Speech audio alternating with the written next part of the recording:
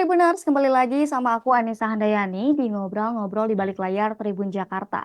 Kali ini kita bakal ngomongin tentang generasi milenial. Emangnya ada apa sih dengan generasi milenial? Tribuners, sekarang ini milenial Indonesia mendominasi ruang-ruang publik, baik di dunia nyata maupun di dunia maya. Orang-orang yang di tahun 90-an sekarang udah menjadi orang-orang dewasa yang berumur 20 hingga 30 tahunan. Mereka hidup dengan keputusannya masing-masing. Meski begitu, ternyata ada satu karakteristik yang cukup khas nih di generasi milenial ini, yaitu adanya keengganan untuk menikah muda atau bahkan enggak menikah. Berdasarkan publikasi Bentley University, umur median generasi milenial mengadakan pernikahan adalah 27 tahun untuk perempuan dan 29 tahun untuk laki-laki. Tapi di tahun 1960, angka ini menurun. 20 tahun untuk perempuan dan 23 tahun untuk laki-laki. Terus kenapa sih ada perubahan yang cukup drastis di generasi milenial terkait pernikahan ini? Mari kita bahas bersama narasumber kita kali ini. Sudah ada Cassandra Putranto selaku psikolog pernikahan. Halo, selamat sore Mbak Cassandra. Selamat sore, Assalamualaikum warahmatullahi wabarakatuh. Waalaikumsalam. Apa kabarnya Mbak? Alhamdulillah baik. Mohon izin saya mengkoreksi, saya psikolog klinis forensik ya. Oke, baik Mbak. Balik lagi nih ngobrol sama aku dan Tribuners di rumah. Kali ini kita bakal ngomongin soal generasi milenial yang menolak untuk menikah atau bahkan nggak mau nikah muda nih. Isu ini pun sempat ramai nih di X, Mbak. Apa pandangan atau bagaimana pandangan Mbak Cassandra sendiri sebagai psikolog klinis terkait keputusan ini? Baik, ini sebenarnya adalah fenomena yang juga sangat erat kaitannya dengan berbagai pengaruh dan faktor penyebab. Ya, yang jelas kita juga harus berkaca dulu pada fakta yang ada di Indonesia. Bahwa berdasarkan catatan nih, catatan sipil yang sudah kita ketahui, ada pergeseran dari jumlah orang yang menikah di usia tertentu tersebut itu ya. Ada perubahan. Mungkin kalau dulu tahun 45, 50 gitu ya, menikahnya di usia yang sangat muda ya. Hmm. Mungkin masih 15, 16. Lalu kemudian bergeser naik, naik dan naik begitu. Lalu kemudian ada masanya yang sampai di usia 24, bahkan sampai 26 mungkin. Tapi terus kemudian ada masa lagi di sekitar tahun 2000-an, 2000 antara 2000 sampai 2010 itu turun lagi gitu ya ke 22-an gitu. Lalu kemudian sekarang trennya di tahun 2024 memang sudah mulai menolak menikah, Hmm. bahkan tidak mau menikah misalnya, eh, atau memang sampai menunggu usia tertentu. Nah, tetapi perlu kita camkan juga, perlu kita pertimbangkan juga bahwa fenomena ini tidak mencakup keseluruhan. Karena Hmm. sekali lagi pada dasarnya sampai tahun 2018 yang kita ketahui hampir 50% bayi yang dilahirkan itu dilahirkan oleh perempuan usia 15 tahun gitu ya. Jadi artinya pernikahan yang tadi range-nya sangat luas ya, yang dari umur 15 sampai tadi ke 24, 25. Nah, Iya. bahwa sekarang ada fenomena itu tidak mewakili populasi yang sesungguhnya, gitu Hmm. ya. Mungkin ada di kota-kota besar, tapi kalau yang masih di kota-kota semi satelit, metropolitan gitu ya, apalagi di daerah gitu. Nah, usia itu masih di bawah tuh, nggak nyampe yang seperti ini gitu. Jadi itu memang ada pengaruh selain kalau kita mungkin lihat ada pengaruh di Jepang juga sedang ada tren yang sama ya. Generasi milenialnya itu menolak untuk menikah, tidak mau punya anak bahkan gitu ya. Hmm. Nah, tapi kalau di Indonesia ini mungkin ada pergeseran tapi ya memang masih mau menikah, masih mau punya anak begitu walaupun sedikit menunda gitu ya, tidak lagi di usia tadi batasnya mungkin antara 22, 24, 25, sekarang bahkan menunggu untuk karir dulu gitu. Karena berkaca dari berbagai problematik yang dialami, ternyata menikah muda ya memang ada untungnya, tapi ternyata ada ruginya juga bagi sekelompok. Tapi sebenarnya semua itu tergantung kepada satu, kesiapan untuk menikah. Ketika seorang siap, dia mungkin menikah di usia yang muda, ya sebenarnya tidak masalah. Tetapi dia bisa saja menunda, lalu kemudian menikah di usia yang lebih tua, misalnya mau 28, 30, tetapi kenyataannya secara mental belum siap, ya mungkin pernikahannya juga akan kandas juga. Jadi sekali lagi bahwa tingkat kematangan emosional itu tidak diukur dari usia kronologisnya. Usianya dia mau 18, 20, 22, 24, 26 itu tidak mewakili usia kematangan emosionalnya. Nah, ini yang menjadi problem gitu ya. Dari sebagian dari yang tadi menolak itu mungkin satu ada yang karena ingin karir dulu, mungkin ada yang mau mapan dulu, mungkin ada yang memang punya trauma, mungkin memang belum dapat pasangannya karena kesibukan bekerja, jadi akhirnya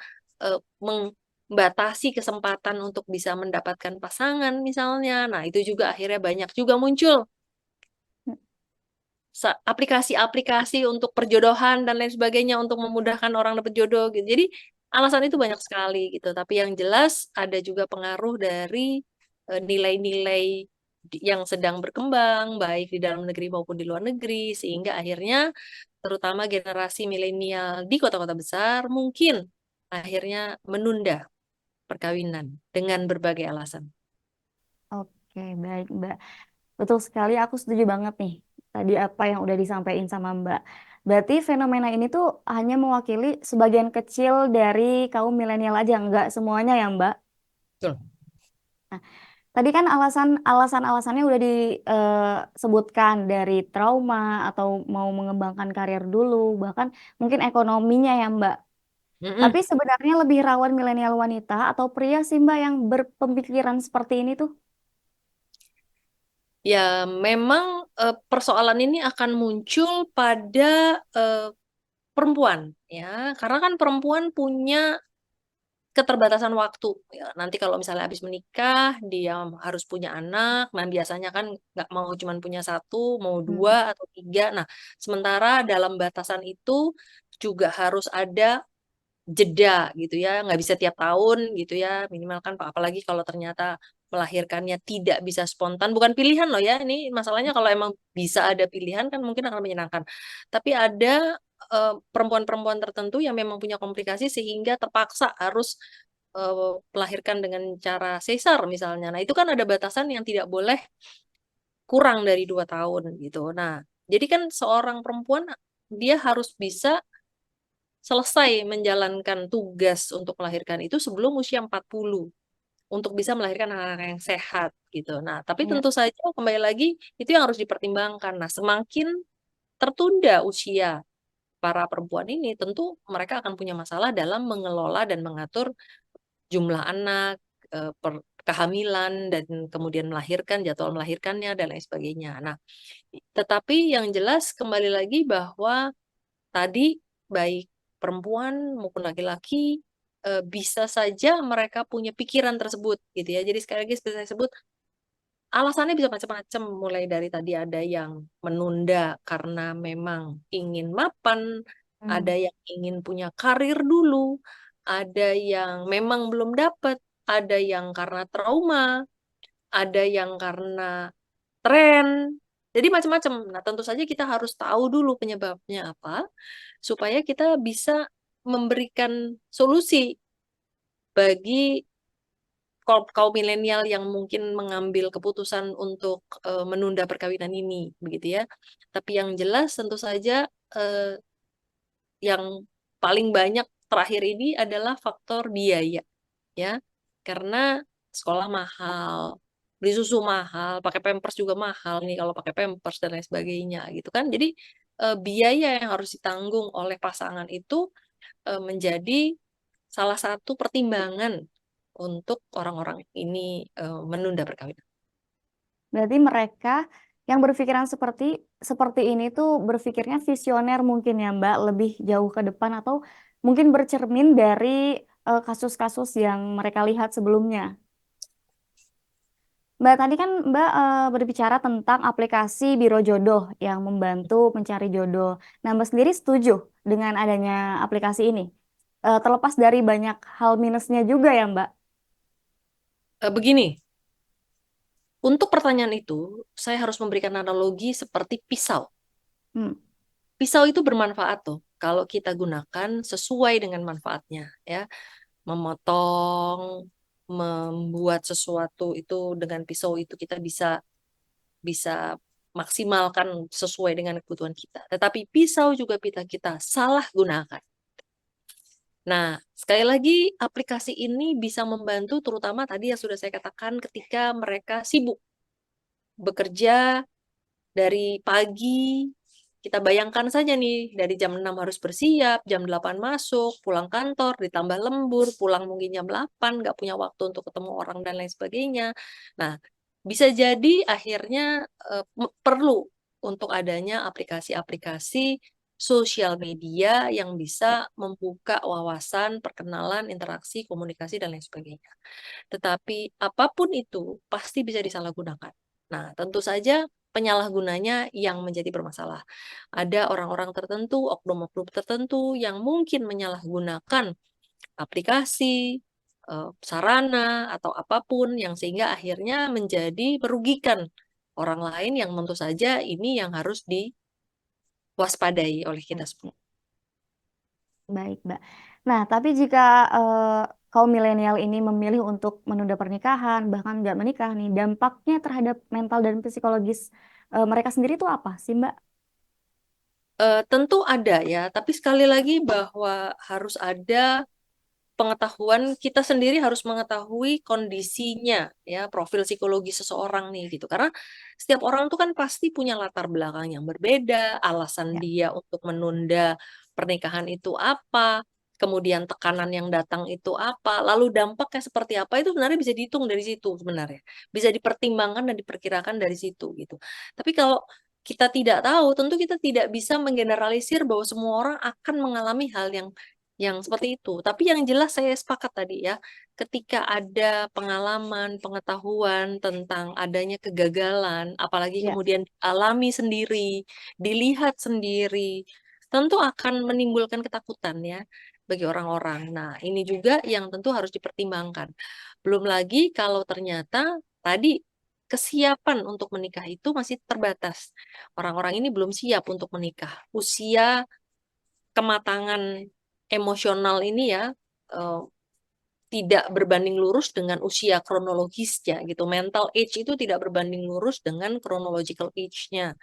Jadi bisa saja usianya sudah 30, tapi kelakuannya mungkin secara emosional masih belum matang gitu. Jadi Iya, akhirnya betul. sebuah perkawinan bisa saja berakhir dengan sebuah perceraian kalau memang ternyata eh, usia kematangan itu tidak cukup untuk mampu menghadapi problematik-problematik yang dihadapi selama yang dialami selama pernikahan gitu. Nah, jadi belum lagi adanya angka perceraian yang memang tinggi dari sejak 10-15 tahun yang lalu, kita sudah kenali, sudah identifikasi bahwa Indonesia adalah negara penghasilan perceraian nomor 4 di Asia Tenggara. Penghasil perceraian nomor 4 gitu ya. Artinya jumlahnya itu dianggap sudah Tinggi. sangat banyak begitu. Juara 4 kita itu beberapa 15 tahun yang lalu. Nah, sementara yang sekarang ini kan kita tidak tahu posisi kita di mana gitu. Mbak, ini yang harus kita eh, ketahui juga karena begitu ada perceraian di 15 tahun yang lalu, dampaknya tentu juga akan di sekarang. 15 tahun yang lalu bercerai, anak-anak dari hasil perceraian 15 tahun yang lalu sekarang sedang masanya tentu akan menikah juga begitu. Ya, ini adalah dampak yang berkelanjutan. Nah, sekarang bagaimana dampak sebuah pernikahan, kemudian ada perceraian, kemudian mengalami sendiri. Nah, tentu setiap orang akan menghadapinya, mencernanya secara berbeda. Nah, ada orang-orang yang mungkin lebih kuat sehingga akhirnya berbagai hambatan, halangan, rintangan, kesulitan yang dihadapi. Mungkin jatuh bangun, tapi mereka masih bisa menyelamatkan perkawinannya. Tetapi ada yang tidak, gitu ya. Belum lagi kalau ternyata ada lebih banyak godaan, ya. Zaman dulu mungkin orang tidak atau mungkin ragu ya, tidak mau mungkin untuk menjadi orang kedua gitu. Zaman sekarang mungkin lebih berani, mungkin bahkan lebih em, mau untuk menjadi perempuan kedua gitu. Ya. Nah, ini kan juga belum lagi kesempatan untuk perselingkuhan juga menjadi lebih besar dengan adanya Hmm. handphone yang bisa langsung ke telapak tangan pesennya gitu. Nah, itu kan juga salah satu faktor yang membuat kehidupan pernikahan di era milenial sekarang itu menjadi lebih sulit. Nah, Hmm. dengan kemampuan yang terbatas, dengan adanya mungkin latar belakang keluarga yang mungkin rentan dengan perceraian atau kemudian ada kekerasan, kemudian ada situasi yang tidak nyaman, ya sehingga akhirnya banyak hal yang membuat em, generasi milenial ini menjadi lebih banyak pertimbangan dan tentu saja mengambil keputusan seperti itu yang dampaknya juga akan sangat tergantung kepada faktor-faktor apa saja yang mempengaruhi mereka. Baik, Mbak. Mungkin kalau sekarang dibilangnya tuh trust issue ya, Mbak. Ya, itu salah satu faktor. Nah, tapi kan salah satu faktor dari perceraian ini karena banyak eh, pernikahan yang usianya, yang mereka tuh nikah muda dan usianya masih sangat muda nih, Mbak. Nah, berarti kalau misalnya kita menunda pernikahan atau bahkan gak menikah, bukankah ini belum belum berarti bisa menekan angka perceraian bisa lebih menurun? Sekali lagi, tadi saya sudah katakan gitu ya, bahwa tidak hanya tergantung kepada mulainya lebih cepat atau mulainya lebih lambat, ataupun apapun. Yang paling penting itu adalah kesiapan mentalnya. Karena ketika mentalnya siap, dia bisa menikah di usia dini. Jadi kita mungkin sering melihat kok ibu-ibu zaman dulu menikah usia dini, tapi kok bisa bertahan sampai sekarang. Ya, mentalnya lebih siap gitu Ya. kan. Tapi sekarang anak-anak zaman sekarang baru menikah eh, sebentar, tapi kalau mentalnya belum siap. Jadi penentunya adalah bukan usianya, tetapi kesiapan mentalnya. Nah, ditambah lagi adanya tingkat kesulitan yang lebih tinggi di zaman milenial sekarang, gitu kan. Kalau zaman dulu tingkat kesulitannya beda ya sama sekarang. Sekarang tuh udah banyak bervariasi, lebih banyak, sarana untuk melakukannya juga menjadi lebih banyak. Jadi memang untuk bisa menghadapi perkawinan di era milenial ini tentu dibutuhkan kemampuan yang lebih daripada masa lalu dan juga dibutuhkan kematangan mental yang lebih dibandingkan masa lalu gitu. Nah, ternyata generasi milenial ini adalah korban dari keluarga yang bercerai 15 tahun yang lalu, tentu itu akan menjadi atau memberikan dampak bagi generasi milenial ini yang tadi saya katakan ada yang tadi karena karir, karena pengen Ya. mapan, ada yang karena belum dapet, karena sibuk, ada yang karena memang karena trauma. Nah, Ya. ini salah satunya gitu. Apalagi Baik. kalau ternyata lima-limanya ada, nah itu lebih berat lagi. Nah, sebenarnya ini kan kembali lagi pada pilihan masing-masing setiap manusia ya, Mbak. Tapi menurut Mbak sendiri sebagai psikolog, ini ada hal yang harus diluruskan gak sih ini? Misalnya kan kalau alasannya karena trauma, berarti yang harus diobati kan traumanya gitu ya, Mbak? Ya, tentu saja, pastinya. Yang jelas tentu kita berharap bahwa ketika kita membina keluarga, tentu selain orang tuanya juga harus siap, kuat, tangguh. Kenapa? Karena kita sering sebut keluarga itu adalah pilar ya, ayah dan ibu itu adalah pilar di dalam rumahnya gitu. Nah, kalau salah satu dari ayah atau ibu ini lemah, ya Hmm. tentu pilarnya kan menjadi tidak kokoh sehingga akhirnya rumah tangga yang dibangun pun menjadi rentan gitu dan anak-anak yang berada di dalamnya pun menjadi rentan, menjadi lemah. Nah, ini ya tugasnya. Nah, bayangkan apabila ternyata si pilar ini pernah mengalami trauma sebelumnya, gitu ya. Jadi dalam menghadapi situasi dalam perkawinan ini pasti ada masalahnya. Yang ini yang kalau kami dari psikologi saya terutama gitu ya, seringkali memberikan saran untuk adanya pemeriksaan psikologis secara Hmm. rutin. bahwa di dalam sepanjang kehidupan manusia itu minimal ada 7 kali psychological check up. Jadi bukan Hmm. cuma medical check up aja loh ya. Penting sekali untuk melakukan medical check up, psychological check up gitu ya. Tidak hanya medical check up tapi juga psychological check up. Yang jelas tuh kalau misalnya anak umur 4 tahun mau masuk sekolah itu penting ada psychological check up. Siap nggak untuk sekolah? Kemudian ketika SD mau masuk SMP itu juga perlu juga untuk mengetahui profil psikologisnya, masalah-masalah yang dihadapi dalam masalah-masalah perkembangan begitu ya. Dan yang dilihat jangan angka IQ-nya saja, tetapi semua aspek dari profil psikologisnya. Kemudian ketika di SMA nanti dia mau mengambil jurusan, itu juga penting tuh. Jangan sampai nanti dia terpaksa mengambil jurusan, tidak nyaman dengan jurusannya, tertekan dengan pilihan sekolahnya dan lain sebagainya. Terus pada saat dia mau masuk kerja, itu juga Mm-mm. penting untuk ketahui nanti dia cocoknya di bidang apa. Kemudian yang berikutnya ketika dia mau menikah, siap nggak untuk menikah, siapkah untuk mengemban tugas sebagai seorang ibu, sebagai seorang ayah, siapkah dia untuk menjadi suami atau sebagai istri dari pasangannya, siapkah dia untuk menghadapi berbagai tantangan yang tadi saya sudah sebut di era milenial ini jauh lebih Betul. berat gitu ya. Nah, Ya. kemudian pada saat nanti dia punya anak, kemudian masa pensiun itu juga penting lagi tuh ada psychological check up tuh gitu. Itu alasannya mengapa psychological check up ini penting supaya bisa mengetahui jangan sampai udah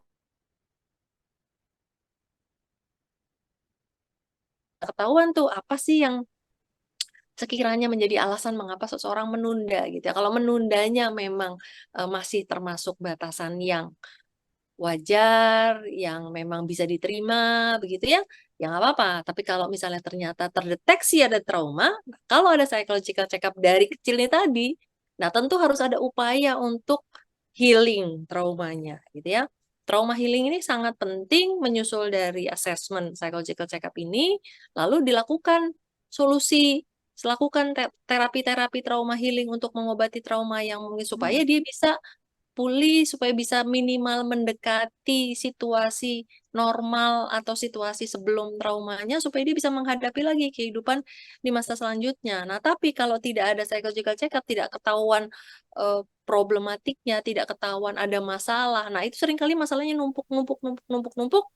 Nah, kalau udah ini yang paling sering ya, datang ke psikolog, masalahnya udah numpuk, numpuk begitu rupa, psikolog juga nggak bisa membantu karena Hmm. sudah berakar gitu ya dan Terlalu persoalannya banyak. adalah ketika sumber permasalahannya ternyata masih tetap ada gitu. Minimal kalau kita tahu dari masa kecil tadi udah ketahuan sumber permasalahan bisa kita hilangkan ya. Tapi kalau udah terus-menerus ada dan ada lagi itu kan traumanya makin menumpuk, makin banyak. Baik, Mbak. Nah, berarti kan psychological check up ini ternyata penting ya, Mbak, bahkan 7 kali. Mm-mm. Seumur hidup kah itu, Mbak? Untuk apa yang seumur hidupnya, Mbak? Eh, Tes psikologi ini? Oh, kalau psikologi psikologi ketegasan satu ini untuk berlaku untuk beberapa tahun sebenarnya kan Hmm, masa berlakunya dari assessment ini. ya. Tapi yang jelas ya itu dalam satu kehidupan itu minimal ada 7 kali pemeriksaan gitu. Oke, baik, Mbak. Jadi saya udah sebut ya pas lagi mau masuk sekolah, pada saat dia mau masuk pendidikan menengah, pada saat dia mau masuk kuliah, pada saat dia mau Iya. kerja, pada saat mau menikah, pada saat mau punya anak, pada saat mau pensiun. Nah, itu tuh penting tuh untuk bisa mengetahui gitu ya, terutama untuk bisa mendeteksi kalau ternyata ada masalah dan tentu saja masalah bisa diselesaikan selagi masalah itu masih bisa diatasi. Oke, baik, Mbak. Berarti kan ini menikah itu kan bukan perihal cepat dan usia yang cepat ya, Mbak, tapi Mm, tepat.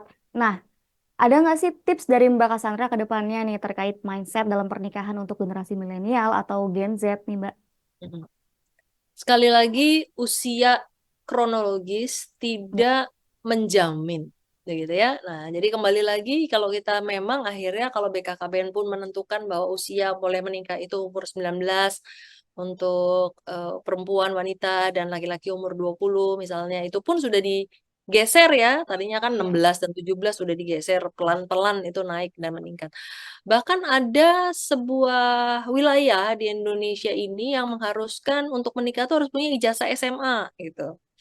Nggak ada di Jawa Timur tuh ada sebuah kota gitu ya yang Mhm. mengharuskan itu gitu dari kepala daerahnya gitu. Nah, itu salah satunya tentu bisa menjadi solusi supaya menyiapkan tidak hanya kematangan fisik saja, tetapi juga kematangan emosionalnya. Karena diharapkan dengan pengetahuan, dengan ijazah SMA, lebih siap, lebih bisa mendapatkan pekerjaan nantinya yang lebih layak untuk mencukupi kehidupan ke keluarga, depan. begitu ya. Iya, Nah, betul. tapi yang jelas tadi kalau misalnya memang eh, usia kronologis digunakan sebagai patokan, gitu ya, Hmm. bisa saja, tapi tentu tetap harus ada persiapan. Nah, ini alasannya mengapa sering kita dengar juga ada program-program persiapan untuk menikah, gitu ya. Kalau eh, selain ada tes kesiapan menikahnya, tapi juga ada programnya, gitu. Jadi semua ditujukan untuk semakin meningkatkan kesiapan seseorang untuk menikah, tidak hanya dilihat dari semata-mata usianya. Nah, usia kronologis ini sendiri pun juga yaitu tadi tidak menjamin kematangan emosional. Nah, ini menjadi tugas dari orang tua untuk bisa meyakinkan bahwa putra-putri mereka punya tingkat kematangan emosional yang sejalan dengan usia kronologisnya. Jadi jangan sampai juga ada anak-anak orang-orang atau individu-individu usia udah 30, kronologisnya 30 tapi mental age-nya masih 18, gimana dong? Kan jadi untuk menikah pasti akan menjadi masalah buat Iya, pasangannya. betul, Mbak.